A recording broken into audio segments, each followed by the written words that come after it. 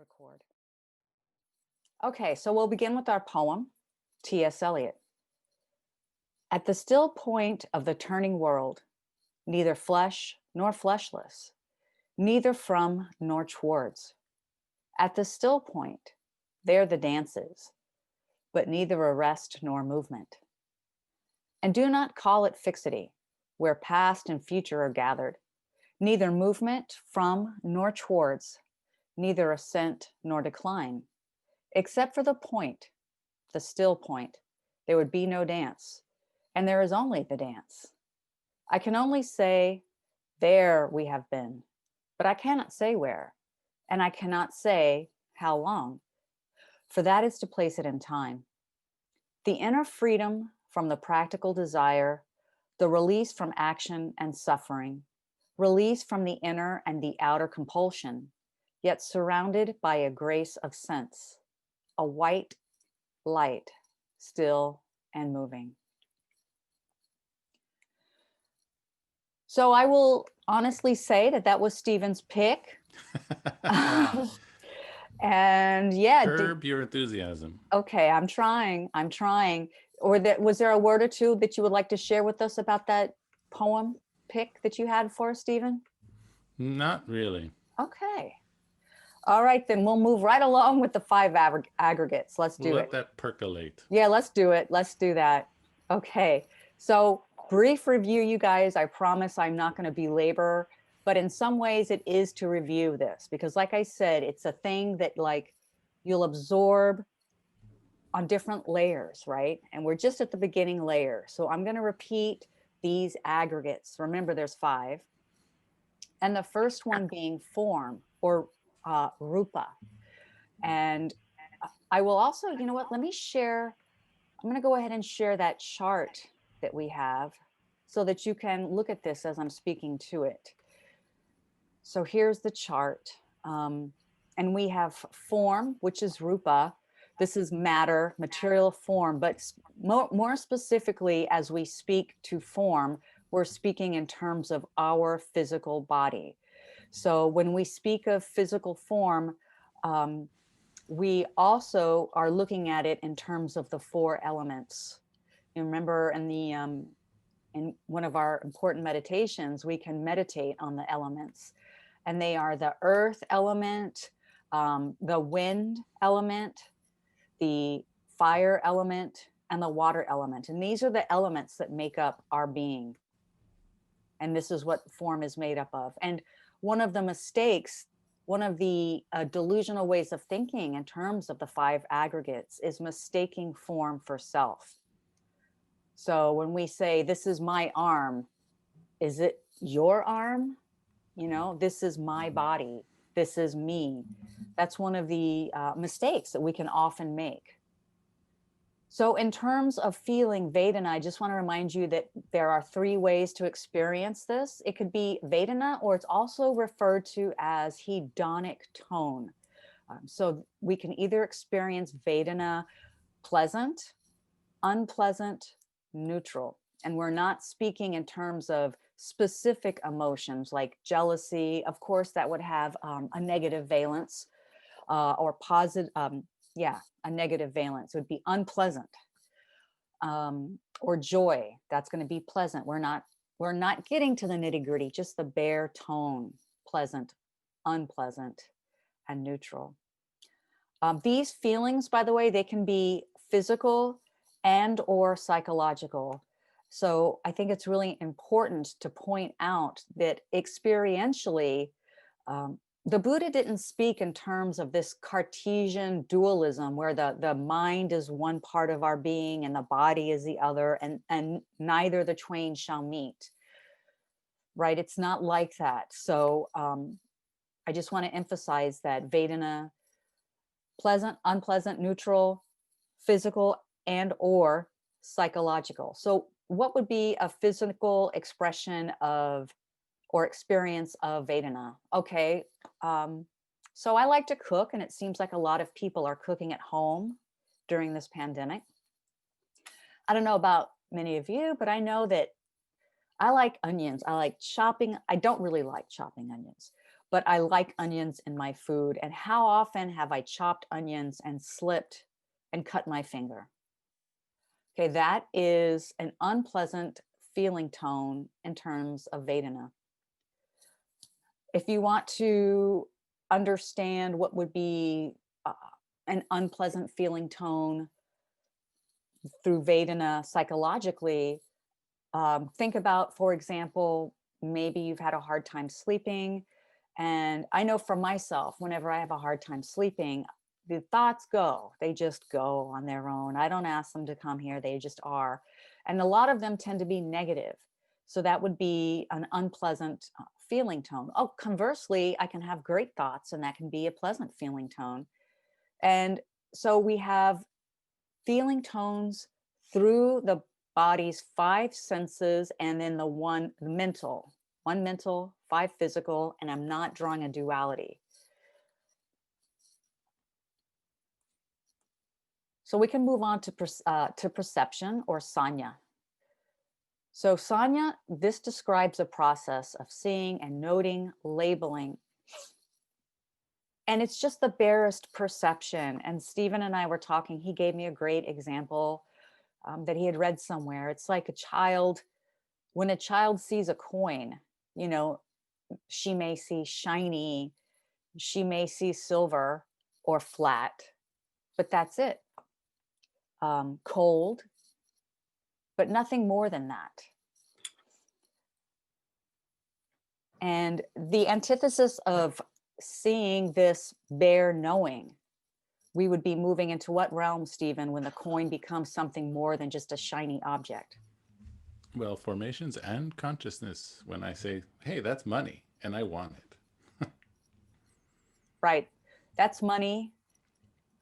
I like, I want. See, we're having feelings triggered by an object. It could be, I want more, or excitement. Oh my gosh, you know, I'm going to buy cupcakes. And then consciousness is where the clinging comes in. We have more complex thought in terms of valuation. We're able to think about the thing from various meta analyses. I'm going to give you an example. When I was a child, my Uncle Richard, he used to have on the Christmas tree, he would wrap silver dollars in like little wrapping paper and make ornaments of them. And we would each get like a little packet of silver dollars. And I was super young. I had no idea. I just knew that they were neat and I wanted them and I wanted to collect them. But I had no idea that they had value, that I could buy something, that I could exchange them for something else. So therein lies a difference between perception and consciousness. I hope that makes sense. Stephen, was there anything that I left out? No, I think that's nice.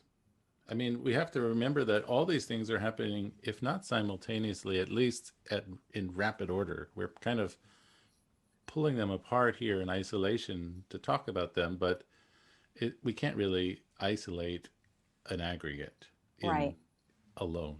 right. So, for example, if we're to discuss perception, let's say, for example, you smell perfume. That's the barest knowing smell. And then you have these conditioned formations, these conditioned thoughts. So if this smell goes beyond the smell and it's a perfume, for example, that your mom used to wear, so then you'd be like, ah, mom. Okay. And then from that springs love, kindness, nurturance, and a certain sense of, yeah, I guess we would say pleasant Vedana. So it's not in a straight line. Think in terms of circles, think in terms of the human experience. It's not just from point A to point B to point C. And then just in terms of consciousness, when we think of consciousness, really put in your mind that this is something that denotes the entirety of our mental activity, including conscious and unconscious thoughts. So I don't want to get too deep, but yeah, I would also add that I don't believe that the Buddha intended all this to be what we would call today a scientific model, or even maybe a psychological model, but rather, I think he came up with this scheme as a way of approaching the sense of self and understanding something about it. But it's not supposed to be sort of like ancient scientific theories. It's not meant to replace today some sort of modern understanding of the mind. It's not in conflict either. It's a very has a very specific purpose, which is essentially for liberation. Right. And I want to just say, Stephen, that I definitely agree that it's not ancient. And I would say that it is contemporary, at least the way I look at it. I mean, some people are still catching up. And I know, and I've mentioned this before, that there are some schools of psychology that use this schema in order to affect a greater treatment model for the patient. So I do think that that is important, that the Buddha didn't create a school of psychological thought, but various psychological teachers such as Freud and many other, I'm not just pointing to him, have used this insight that the Buddha had to help in terms of treating various psychological maladies. But yes, the way the teacher, the Buddha, the way he taught it, he meant it absolutely beyond our psychological maladies here and now, but in terms of liberation. And that's always important to point out. Was there something else you wanted to bring up, Stephen, before we go on to the next sutta? Or is there something I left out? No, I No thought doubt, that no was doubt. great. Okay, no doubt I did leave some things out. But yeah, okay. So I'm gonna go to our website. And I just want to also say before we begin our reading that, the Buddha did not say that we were not influenced by external environment. We are conditioned beings, and we're moving towards the unconditioned. But we should be islands. We should be islands. Okay. Actually lately I've been in this island mode, and if I were an island, I would want right now, I want to be Vieques. I just do. I think it's because I want to be there. I don't Not know. Hawaii. I don't know. I just, something about Vieques is like, it just moves me. Well, what island would you be, Stephen? I don't know. Staten Island. No, not Staten No, Island. come on. We're not going there. No offense to any Staten Islanders here. Seriously, we are not hating on Staten Island, right? No. No, we But wouldn't I be. have something to say about this island thing, Okay, if I might, before please. we read our new sutta for the day. Because this idea of being an island comes up, it's a rather famous phrase. And it also comes up in the Mahaparinibbana Sutta, which I want to share just very quickly. If I tell me, um, tell me if you're seeing this, Regina. Yeah. So this thing about being an island, I've pulled it out, and I can sort of give you a quick translation. This is addressed to Ananda. You can see his name here, and it says, "Therefore, Ananda, dwell or live with yourself, Atta, as an island, Deepa, with with yourself, Atta, as a refuge, Sarana, with no other refuge." And then he also says, "Dwell Dhamma, Deepa, dwell with the Dhamma as an island, and with the Dhamma as a refuge, with no other refuge." And I think the idea of a refuge is an interesting one, maybe to explore. What does it mean to have the Dhamma and oneself as a refuge? What is a refuge? What does that even mean?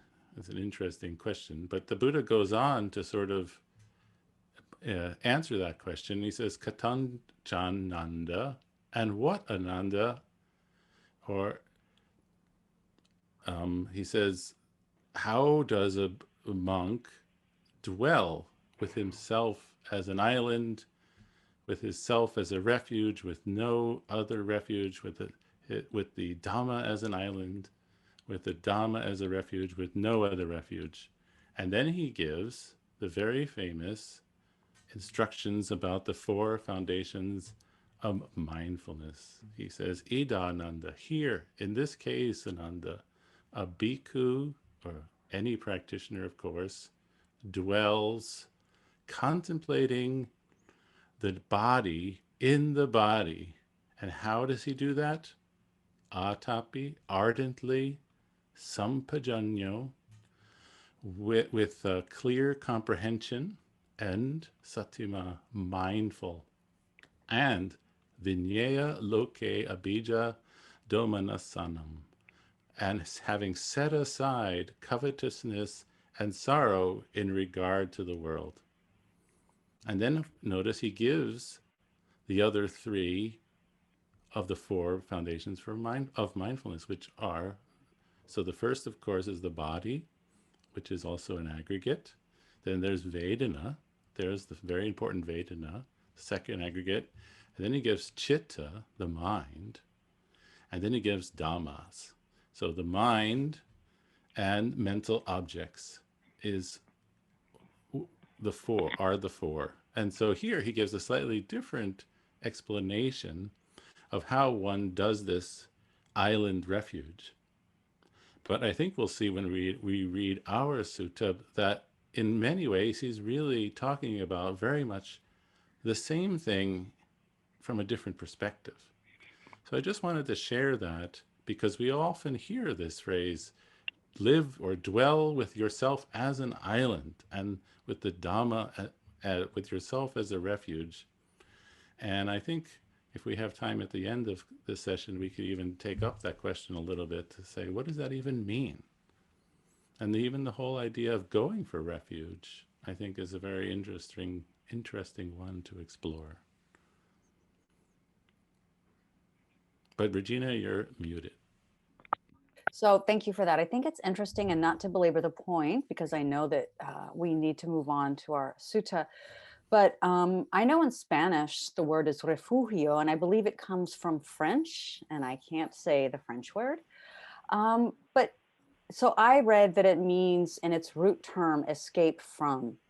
And so to me, I'm seeing it as escaping from the dangers of the world, like in the sutta that we read with the various deer who are trying to escape the trappers, the dangers of the world, the illusion of pleasure in the world, and all of these things that can detract us from the path.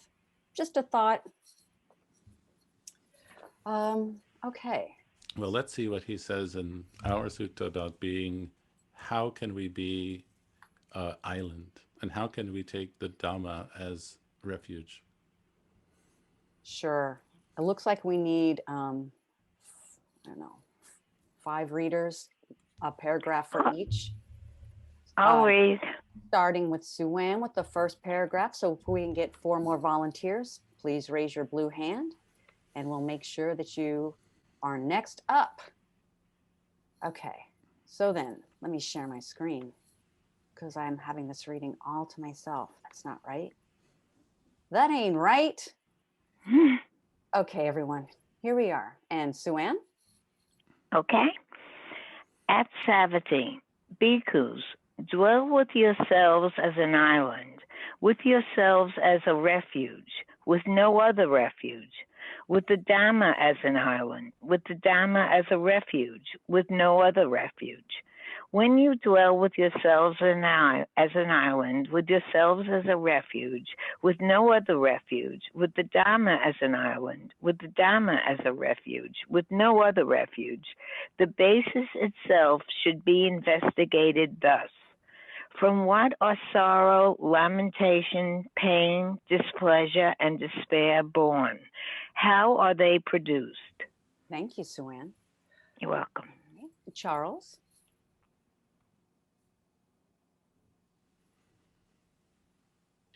And bhikkhus, from what are sorrow, lamentation, pain, displeasure, and despair born? How are they produced?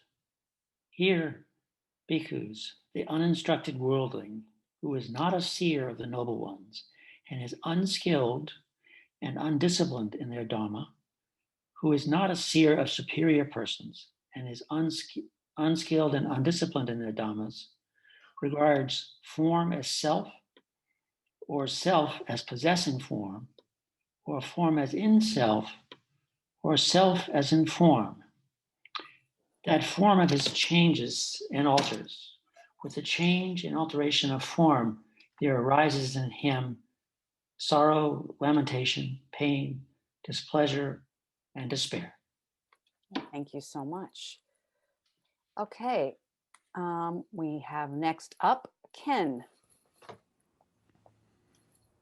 He regards feeling as self, perception as self, volitional formations as self, consciousness as self, or self as possessing consciousness, or consciousness as in self, or self as in consciousness. That consciousness of his changes and alters. With the change and alteration of consciousness, there arise in him sorrow, lamentation, pain, displeasure, and despair. Thank you so much, Ken. And we have Aya Vimala. Hi, it's so good to see you, Aya Vimala. But bhikkhus, when one has understood the impermanence of form, its change, fading away, and cessation, and when one sees as it really is with correct wisdom thus, in the past and also now, all form is impermanent, suffering, and subject to change. Then sorrow, lamentation, pain, displeasure, and despair are abandoned. With their abandonment, one does not become agitated. Being unagitated, one dwells happily. A bhikkhu who dwells happily is said to be quenched in that respect. Thank you, Aya Vimala. And someone to finish off for the evening's reading, and that would be Diane. Thank you, Diane, for volunteering.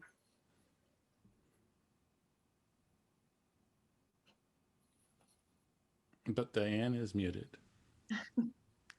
When one has understood the impermanence of feeling, of perception, of volitional formations, of consciousness, its change, fading away and cessation, and when one sees as it really is with correct wisdom thus, in the past and also now, all consciousness is impermanent, suffering, and subject to change. Then sorrow, lamentation, pain, displeasure, and despair are abandoned. With their abandonment, one does not become agitated. Being unagitated, one dwells happily. A bhikkhu who dwells happily is said to be quenched in that respect. Thank you so much. Thank you so much, Diane, and all of our readers. I just Wow. want to say, I just want to say before we get into this, this has been one of the most freeing concepts for me. Like I'm talking in the world of samsara in which we all dwell. Understanding anicca, dukkha, anatta, understanding that feelings were not permanent. I mean, to us, perhaps it seems obvious, but just understanding that they're not permanent was something that was just psychologically so incredibly freeing to me. It allowed me to accept things as they arise and fade away. Whereas before, if something bad were happening, I'm like, this is it. This is the world. This is my life. It's the pits, and it always will be. Well, of course, that's absolutely incorrect. That's a diluted way of viewing things. That's sankhara, that's conditioned formation. That was my mind conditioned as it was. And being freed from that, even just such a micro level and what is possible in studying the Dhamma was a tremendous thing. And I really do want to I'm going to bring it down, and Stephen, you bring it up. So I'll bring it down to samsara, okay? And you bring us towards liberation. But for me, in terms of personal liberation, these freedoms were tremendous to me. And And I do kind of find myself a student of psychology. And so I find these gems to be precious gems. Yeah, precious gems. But did you find, because maybe I found a little bit here, of course, very clearly, the Buddha is equating all five aggregates with suffering, with dukkha. He's saying that, this body is suffering. These thoughts of mine, these feelings, everything I know about myself, it's all suffering. That doesn't seem like a bummer to you? Okay, so maybe I'm reading it differently, Stephen, but but when I hear that, like I always have in my mind the thorn that the Buddha talked about. And I have this thorn in my side. Wow, was that a Christian reference? I actually don't know.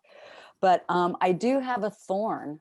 We all do. And it's like this live existence. And the reason things can be so sweet but such a bummer is because they end. It's not that they in and of themselves are bad, but it's that they are impermanent. I love mint chip ice cream, vegan, but y'all can have whatever ice cream you like, no judgments. But when I'm having, it always comes down to food. Anyway, so when I'm having a food that I really like, I'm like, this is so awesome. And then I get towards the end, it's like I don't want that to happen.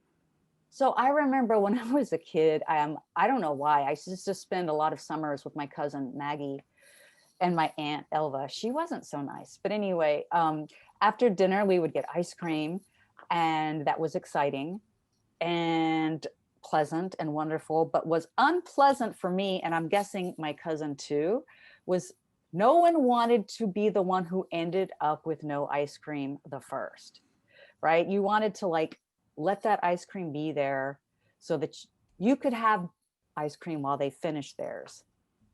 I don't know if this is a good example, but it was it I was think you just have ice cream on the brain. yeah, I do. But the point is that ice cream is generally a pleasant thing, but because of its impermanent state, it was hard to enjoy because we didn't want it to end. And we certainly didn't want the other cousin to still have the delicious ice cream while we didn't have it. And why was that competition there? Because it's impermanent. If it was this endless flow of ice cream, it wouldn't have been a deal. So no one wants the melted puddle of formerly ice cream. Right. So yeah, I mean, I think the essence of this whole sutta is about impermanence, constant change, flux. And all five aggregates, of course, are defined that way, impermanent and changing. And so the big question becomes, well, where can we find this self that feels so real, that feels so obviously me, if everything is in fact constantly changing, impermanent? And so can I really take something that is constantly altering as an I, as me? Is that even possible? And I think the Buddha says no.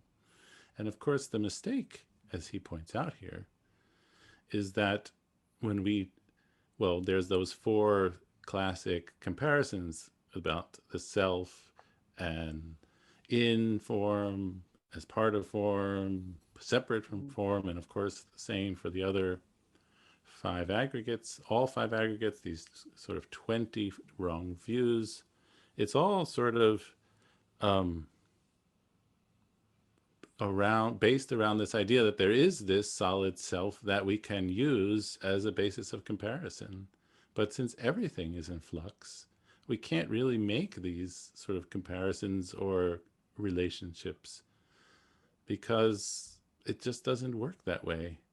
And since it's hard to figure that out, since it's hard to see that personally, we get constantly disappointed because everything's shifting on us. We're on thin ice constantly. The target's constantly moving. And we keep trying though. We don't give up, right? We keep trying to hold on to this stuff as mine. And I want it and I need it. And we can't have it because it just doesn't work that way. And so we are continually disappointed. But sadly, even though we get this negative feedback relentlessly, unendingly, we still persist. We don't just say, you know, you're right. I can't have this. It's not mine. And so there's, I would say there's one thing to kind of understand this on the page intellectually. I could tell you about this, but there's a very different thing to sort of penetrate through the Dhamma and see this clearly for oneself without question. So it becomes sort of obvious. Yeah, And I mean, therein lies the rub. right. I mean, I think you brought up an extremely important point, Stephen, which is the Buddha wasn't a philosopher as such. We're not reading these suttas so that we can be smarter and like raise our hand in our sangha and say, hey, I know what consciousness is. That's not the point. The whole reason why we're doing this is so that we can experience this, so that we can know it internally, so we can integrate it into our lives, so that we can have a closer glimpse to realization, to liberation. Yeah. So maybe we can take some comments, and I'm kind of curious what people think when we say take oneself, and maybe in small letters, oneself as a refuge. How do we do that? What does that look like? And Taking the self as a what refuge. is the refuge? What are we being protected from? How are we being protected? Maybe some people would like to share their thoughts a little bit. Wait, so Stephen, I just want to make sure taking oneself as a refuge. Is that what you said? I think that's what it says at the very beginning of the sutta, right? Okay, right here. Everybody Dwell dwell with with yourself yourselves as an as an island. island, with yourself as a refuge, with no other refuge, but also with the Dhamma as an island, with the Dhamma as a refuge. And then when we do this, the Buddha says, first we should do this, and then we make this investigation. The I makes the investigation. Why am I so unhappy? Where is this sorrow, lamentation, etc. coming from? How is it being produced? And I think what he's saying is that when we can kind of look in this introspective, refuged way, we can arrive at the answer. Right. It's not going to come when we're looking at our iPad, probably then, I guess. Or watching our ice cream melt away. Right. Okay. So for those of you who have thoughts about dwelling with yourselves as an island, or questions about any of the aggregates as we've discussed. And again, please, you guys, if this isn't clear, say, hey, this isn't clear. So I'm going to try and clear it up for you because it's super important. And let's do it with a raising of hands. If we can. Sounds good.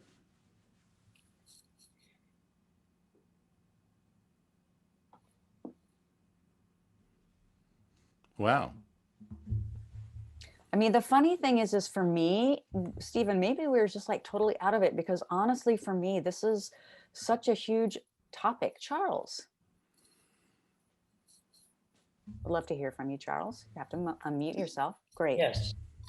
So when he says with yourselves as a refuge, is the implication there that he's saying, since there is no actual self, in strictly speaking, there's no independent self, ultimately, that when he says dwell with yourselves as a refuge, is he saying use the convention of having a self as a kind of a starting point or something like that? Is that what he's implying?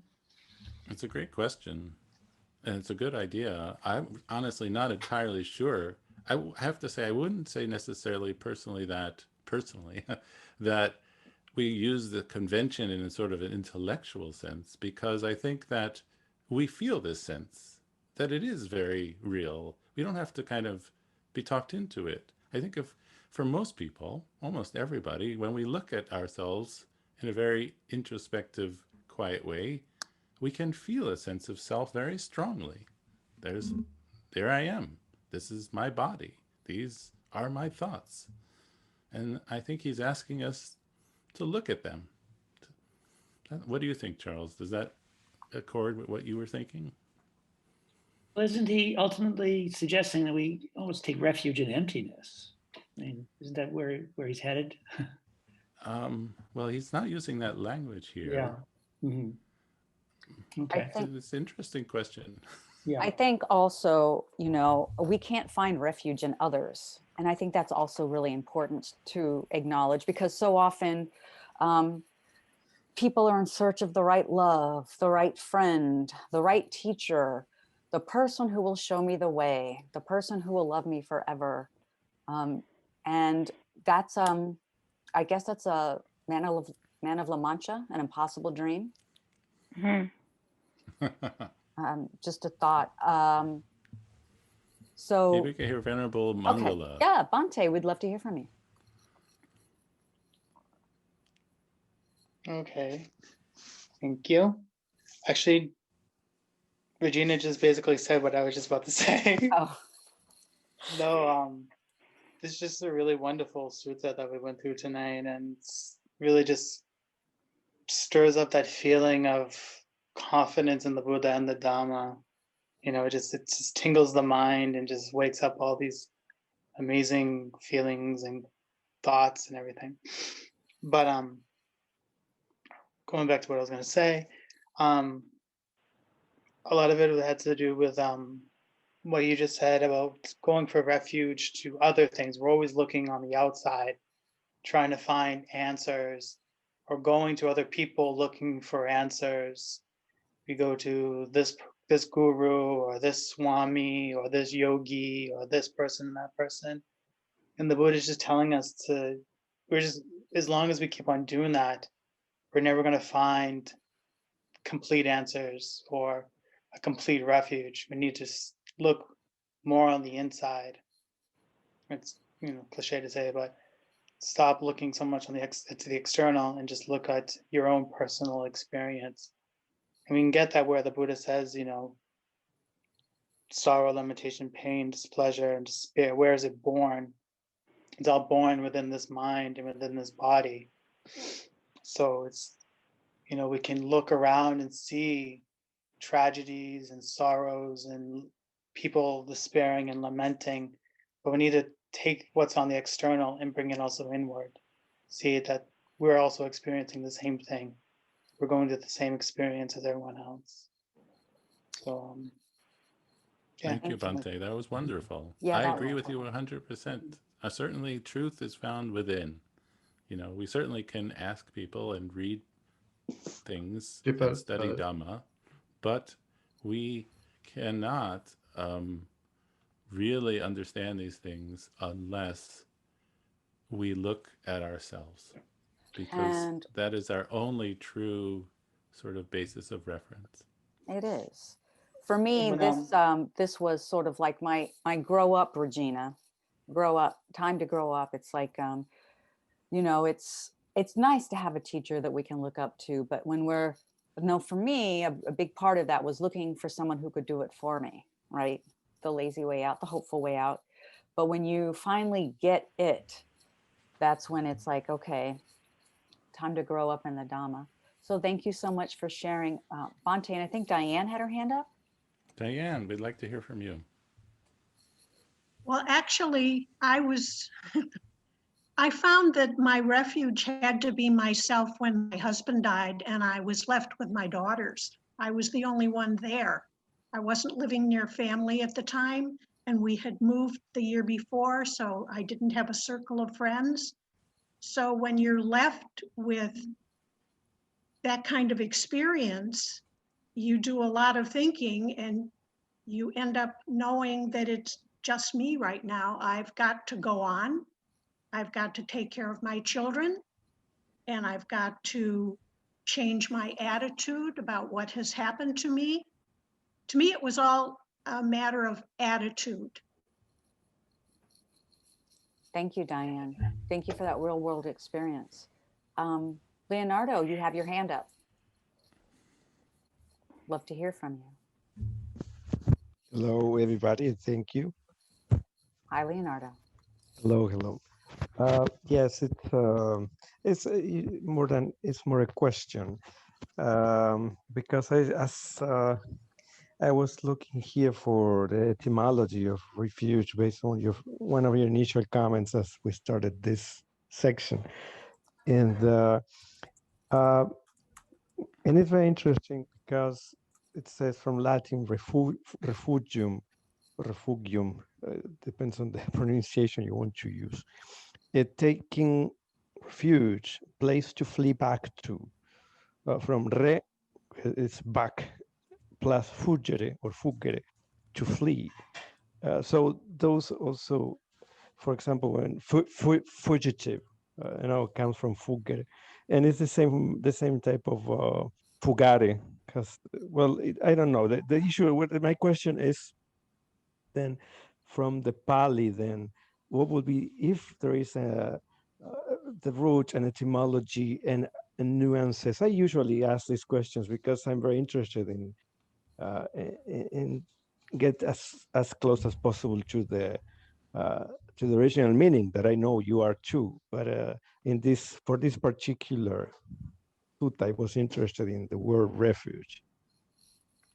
Yeah. Well, in Pali, the word is sarana, saranang. And, when we take the classic refuge to the triple gem, we say we go for refuge, and that word is the sarana. And it means just as maybe you were saying, as far as I understand, it means a protection place, a shelter, a safe place. So the implication is that there are dangers. There are dangers inside and outside, I think. And that's something that is obvious, but then it's interesting that the refuge is each one of ourselves and the Dhamma. And therefore, is the three jewels as an extension of that. Yes. But Isn't it beautiful that we can find a safe place, in fact, within ourselves? it is beautiful, and I find it beautiful, liberating, and also I find it to be true when I try it. So, so thank you very much for this sutta and for all this experience. Thank you. Thank you.